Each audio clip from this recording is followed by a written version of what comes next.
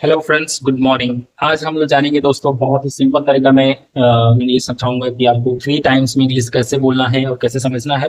तो चलिए हम पहले 3 टाइम्स को पहले समझेंगे कि हम कैसे यूज करेंगे। आई के साथ या बी के साथ या दे यू सी के साथ।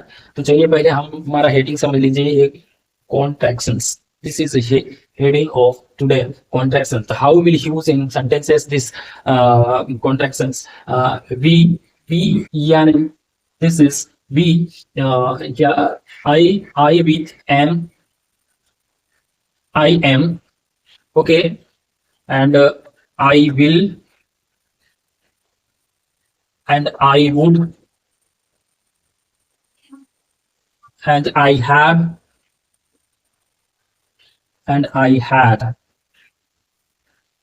This is the 3 and 4 helping verbs is the present and future and past.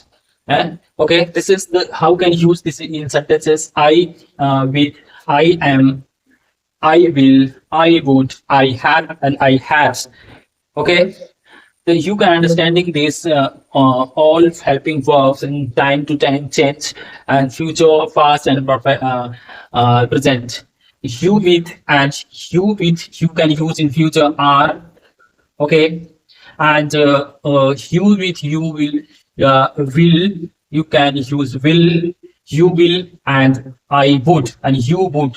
Okay, this can use with you would, and you have.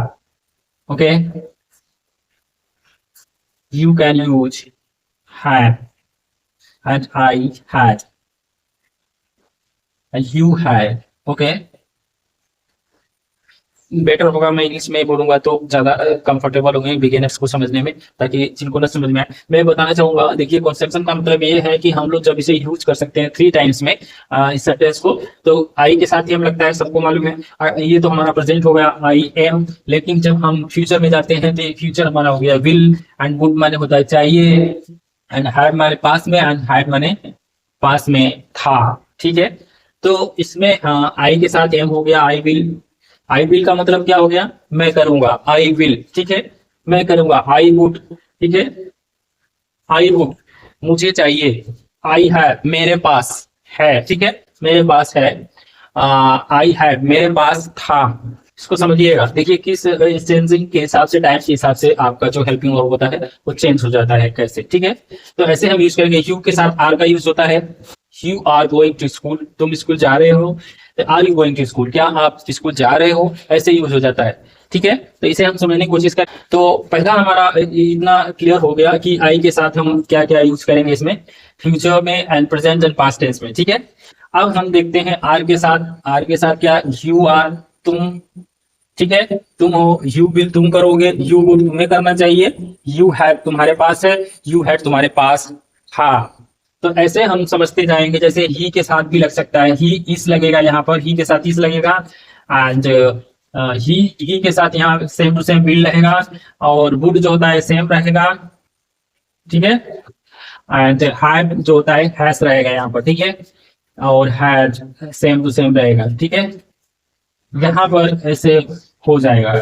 तो इसका मतलब देखिए, तुम करोगे, तुम हो, तुम करोगे, तुम्हें चाहिए था, तुम्हें चाहिए या तुम्हें चाहिए था, ऐसे हो जाएगा। ठीक है, ही के साथ भी ऐसे यूज होगा। इसे हम थर्ड फॉर्म इतने सेंटेंस में यूज कर सकते हैं। इट के साथ क्या यूज होता है, ही के साथ क्या होता है, सी के साथ क्या होता है। जैसे मैं इसे सेंटेंसेस में बताने की कोशिश करूंगा। He is going to school, वो स्कूल जाती है। He will go to school, वो स्कूल जाएगी। And he would go to school, he would go to school, उसे स्कूल जाना चाहिए। एंड या वो जाना चाहती है, वो स्कूल जाना चाहती है। ही हैज उसके पास है, एंड ही हैज उसके पास था। तो ऐसे होता है इंग्लिश का कन्वर्सेशन। इसे बहुत ही सिंपल तरीके से मैं समझाने की कोशिश किया हूं दोस्तों, और इसे समझने की कोशिश करिए कि कैसे हमें बोलना है। पहले हम आपको समझा दिया हूं पहले ही कि आई है मैं हूं, ठीक है। आई विल मैं करूंगा, आई वुड मुझे चाहिए, आई हैव मेरे पास है, आई हैड मेरे पास था।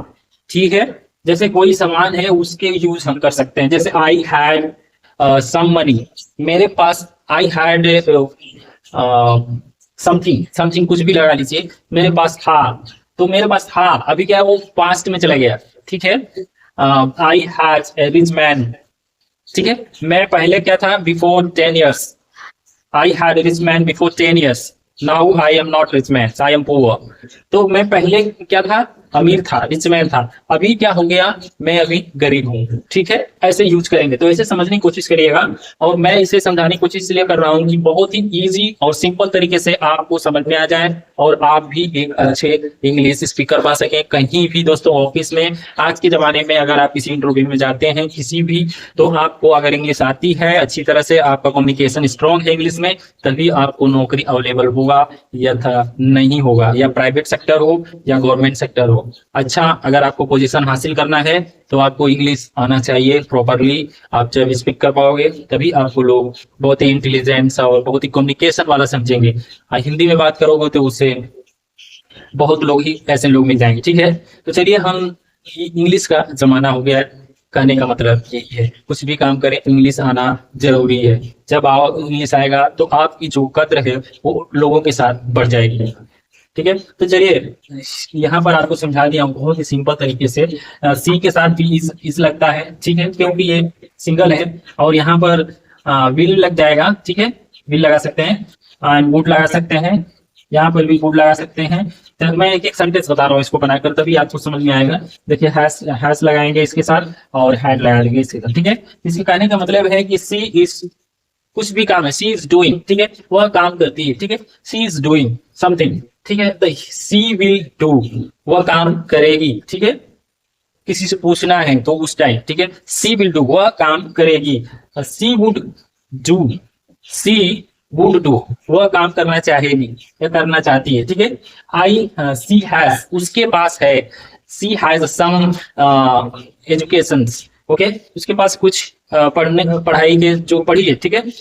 यहाँ पर she had some like that something, कुछ भी बोल सकते हैं आप। सी हैज एजुकेटेड, क्यों, वह बहुत पढ़ी लिखी थी, ठीक है, वह बहुत पढ़ी लिखी थी, ठीक है, एजुकेटेड थी। ऐसे हम यूज करेंगे। तो ये हमारा पास में चला जाता है, ये जो हमारा है अभी जस्ट खत्म हुआ है, पास भी नहीं है और मतलब बीत चुका है, काम चलता है। यहाँ पर चाहिए क्या हो जाता है, यहाँ पर जो फ्यूचर है यहाँ पर प्रेजेंट में है, ठीक है। तो इसे इट्स, इट के साथ भी इस लगता है ना, समझिएगा। It is the beautiful, it is beautiful, यानी यह बहुत सुंदर है। इट्स विल डू, यानी यह करेंगे, इट्स विल डू, यह करेंगे, यह करेंगे, ठीक है। It's would, it's would, it's would and it's had and it's has, ठीक है। इट्स वुड, यह करना चाहिए, ठीक है, यह करना चाहिए। इट्स हैज, यानी यह पास में है। इट्स हैड्स, इट्स हैड्स, ठीक है। इट हैड, पास में था, पास में था, ऐसे समझेंगे, ठीक है। बी के साथ क्या होता है, बी के साथ आर आ जाता है, ठीक है, क्योंकि प्लूरल है। बी के साथ आता है वी आर, हम हैं, क्या है, हम हैं। वी आर स्टैंडिंग हियर, ठीक है, हम यहाँ खड़े हैं। वी आर, ठीक है। वी विल गो, हम जाएंगे। वी विल डू, हम करेंगे। We will reach, we will travel, हम ट्रेवल करेंगे। वी विल शॉपिंग, हम शॉपिंग करेंगे। We will buy some vegetable, हम सब्जी खरीदेंगे, ठीक है। We would buy some vegetable, हम सब्जी खरीदना चाहते हैं, ठीक है, हम सब्जी खरीदना चाहते हैं, ठीक है। We would something like that, buying some cloth, dress, ठीक है, हम लोग सब ड्रेस अपने लिए खरीदना चाहते हैं, ठीक है। ऐसे हम यूज करेंगे। वी हैव, यहाँ पर क्या होगा, वी के साथ सेम टू सेम आ जाएगा, लेकिन यहाँ पर हैव लगेगा, ठीक है। हैव तो ये लगता जाएगा, ठीक है। वी हैव मतलब हमारे पास है। We have a new player in my team, मेरे पास एक नया खिलाड़ी है मेरी टीम में, ठीक है। ऐसे बोलेंगे। We had player, we had player, new player, यानी मेरे पास एक नया खिलाड़ी था, ठीक है, मेरे पास एक नया खिलाड़ी था। We are going to market, we are shopping and we will go to markets and shopping, ठीक है, हम इस मार्केट जाएंगे और शॉपिंग करेंगे। हम लोग शॉपिंग के लिए मार्केट जा रहे हैं, ऐसे यूज करेंगे। दे के साथ भी सेम टू सेम होता है। दे के साथ आर का यूज होगा प्रेजेंट में, ठीक है। They are going to travel, ठीक है, हम ट्रेवल करने जा रहे हैं। They are going to travel. They will go to jungle like that, like as this मान लीजिए जू, दे विल गो टू जू, हम जू जाएंगे, ठीक है, चिड़ियाघर। दे will go to zoo, they will go to watching match in stadium, okay, हम स्टेडियम जाएंगे मैच देखने के लिए, ठीक है। दे वुड हम वे चाहते हैं, दे वुड मतलब वे चाहते हैं। दे हैव उनके पास है, दे हैव उनके पास था, ठीक है। तो इतना ही आज बहुत ही सिंपल तरीके से दोस्तों समझाने की कोशिश किया हूँ।